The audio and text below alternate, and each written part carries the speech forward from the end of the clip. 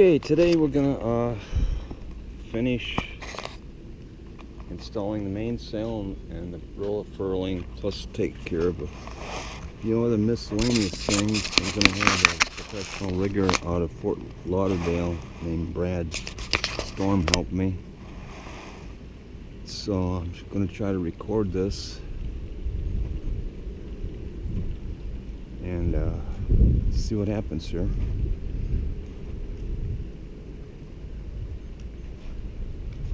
Morning, Dennis. Hey, Brad.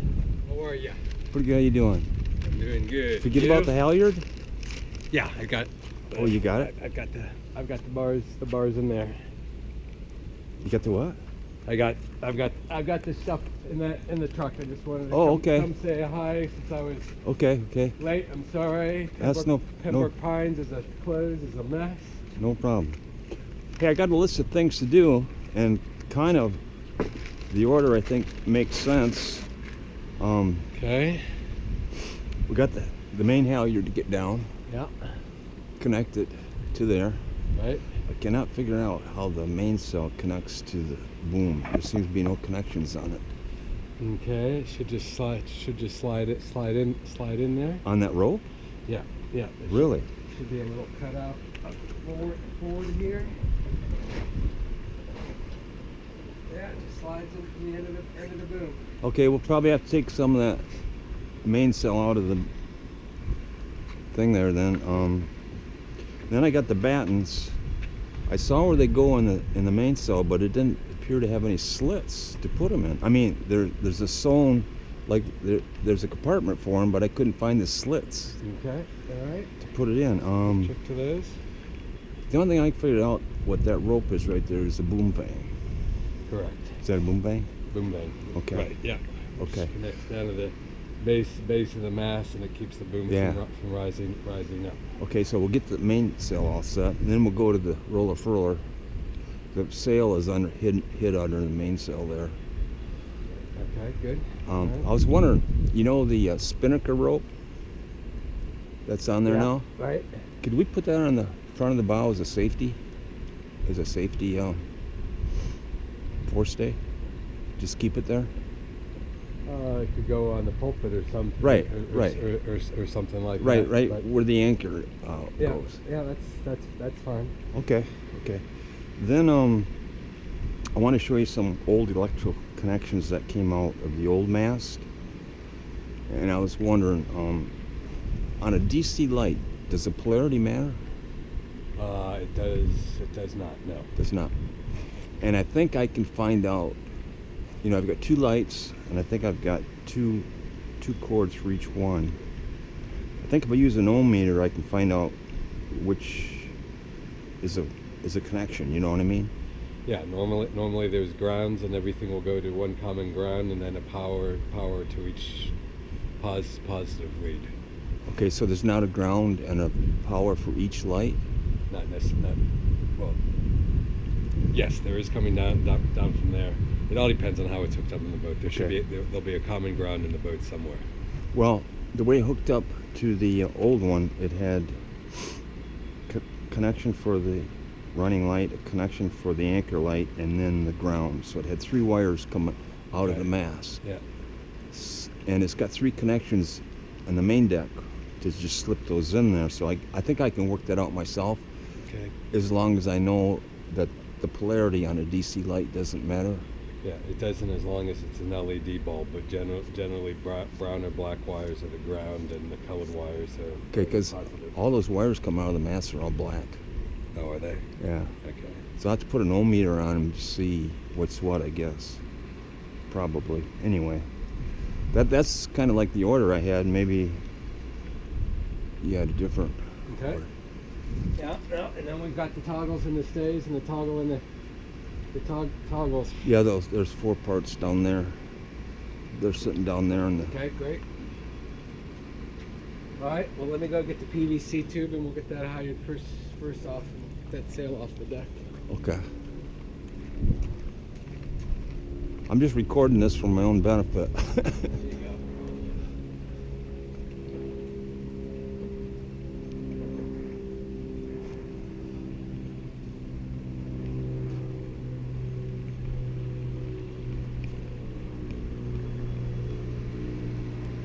So the first thing I'm going to do here is get that main halyard up at the top down here and connect it to the top of the sail right there.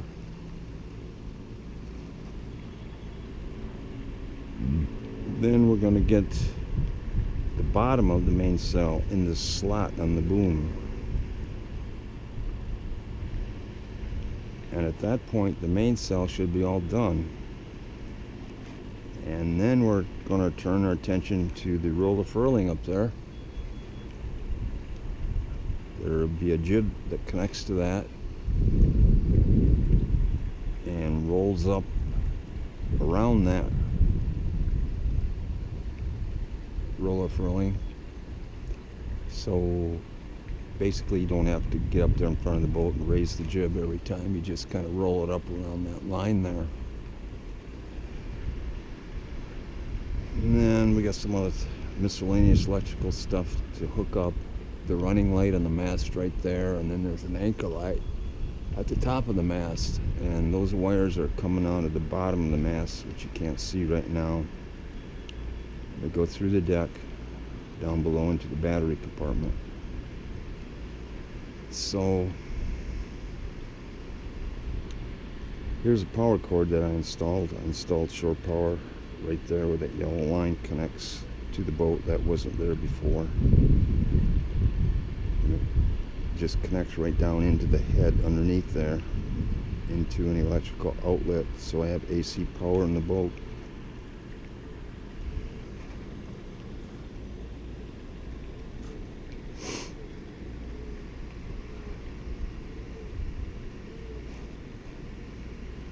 Basically what we were talking about before, that boom vang is a rope right there. It connects to the base of the mast. And what it does, it changes the shape of your mainsail. Your mainsail is basically like an airplane wing, and it has, airplane wing has a chord or curvature, and that curvature will change depending on the wind direction and what point to the wind you're sailing, and that allows you to pull down on the mast at that point and change the shape of the mainsail to get a more efficient airfoil out of it. This rope attachment right here allows you to let the mainsail out either way to the right or way to the left. The mainsail will extend as far to the right or left until it hits those spreaders right there, so you can see how much angle it can go out, almost 90 degrees each way.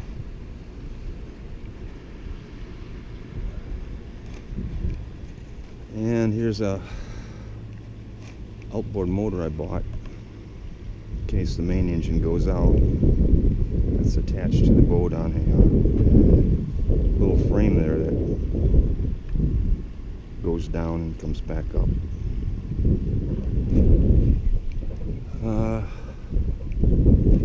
So basically we're just waiting for Brad to get back here with PVC to get that halyard down from the top of the mast.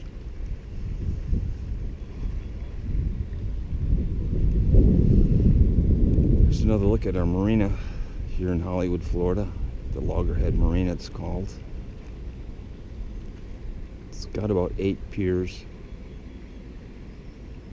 probably about 400 boats total. Here's a monstrosity on the end of the pier.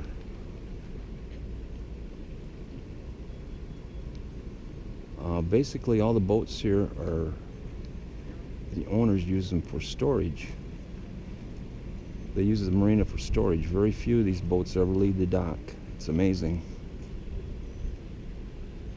How can somebody afford to store huge boats like this and never use them? Is beyond me.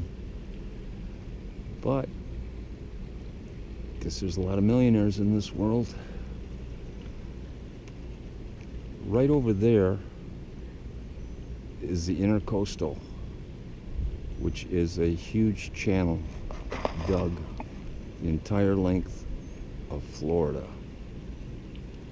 And then on the other side of that is the ocean. The Intercoastal, I understand, was built during World War II in order to protect shipping from U-boats in the Atlantic Ocean. And now it's the main route of recreational boaters all over the length of Florida.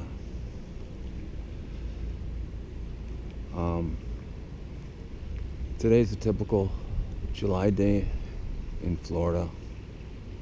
It's going to get up to about 92 degrees. I've just been standing here in the sun for about 10 minutes. I mean, just standing, and you can see I'm just working up a sweat just standing here because the humidity is so high, and it's just incredibly hot here. So I don't know what happened to Brad. Wait till he gets back here.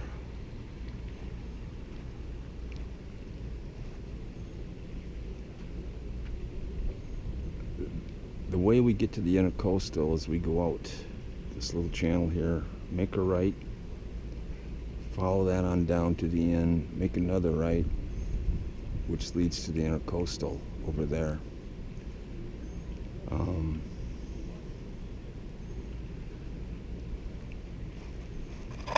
You can see there's a lot of nice sailboats here, big ones.